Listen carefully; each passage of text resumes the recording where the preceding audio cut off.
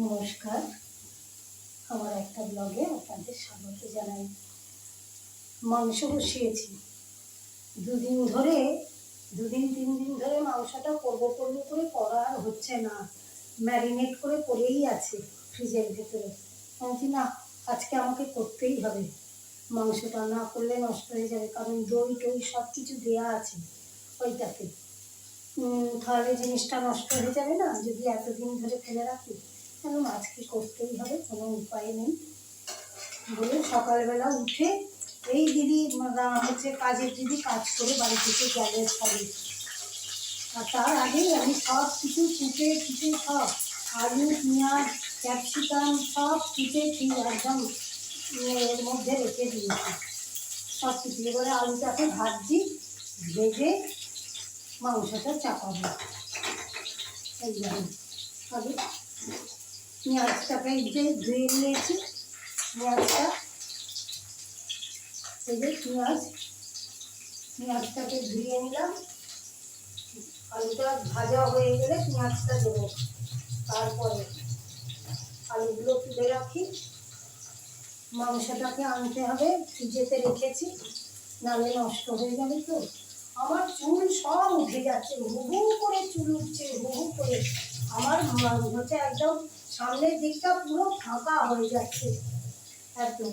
কালকে এখানে আমাদের সামনে থেকে ক্লাব থেকে দুর্গাপুজোর চাঁদা চাইতে এসেছে। কি জুলুমবাজি, 200 টাকা দিতেই হবে, আর চাওয়ার পক্ষে সম্ভব নয়। একজনকে 200 টাকা দিলে হবে বলুন চাঁদা দুর্গাপুজো? আরও তো 5টা ক্লাব আছে, তারা এসে বলবে ওকে 200 দিয়েছেন আমাকে দেবেন না। কতজনকে 200 টাকা করে দেবো? আমরা কি বিরাট একদম কোটি ঘরের লোক নাকি? কি ভাবে ওরা, কি জানি কি জুলুমবাজি করছে। আমি ঠিক চাঁদা নেবেন আবার জুলুমবাজি করবেন? আমার ক্ষমতা নেই, আমি দিতে পারবো না আপনাদের 200 টাকা। এরকম ঝামেলা করছিল জানেন, কি বলবো। এই যে মাংসটা এই যে ম্যারিনেট করা আছে, এবার মাংসটাকে দেব।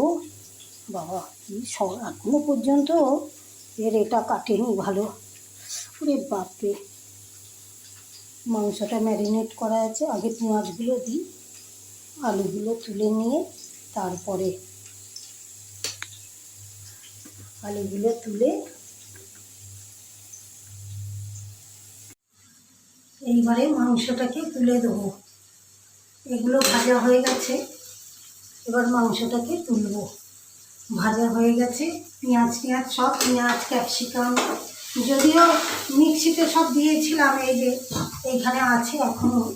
এই যে একটুখানি দেবো, আদা দেবো, এই রসুন দেবো, এখনও একটু রসুন দেবো, সব দেওয়া আছে ম্যারিনেটে। আবার একটু করে দিয়ে এগুলো সব তুলে রেখেছিলাম, সব ম্যারিনেট করা ছিল। এতে টমেটো লঙ্কা সব একসাথে ছিল, এইগুলো দিলাম। এবারে মাংসটাকে এর মধ্যে তুলে দেবো। পেঁয়াজটা ভাজাই হয়ে গেছে একদম, মাংসটা শুধু ঢেলে দেবো এইটাকে। আজকের মতো ভিডিওটা শেষ করলাম।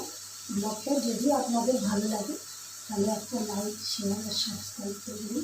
আপনাদের তো 1 সেকেন্ডের ব্যাপার, একটা সাবস্ক্রাইব আর একটা বেল আইকনটা যদি একটু করে দেন, তাহলে আপনারা যদি একটা করে সাবস্ক্রাইব করেন আমার তাতে উপকার হয়। 1 মিনিটের তো ব্যাপার, যদি একটু করে দেন ভিডিওটা দেখে, তাহলে আমি অন্তত একটু উপকৃত হই। আপনারা অনেক ভালো থাকুন, সুস্থ থাকুন, সাবধানে থাকুন।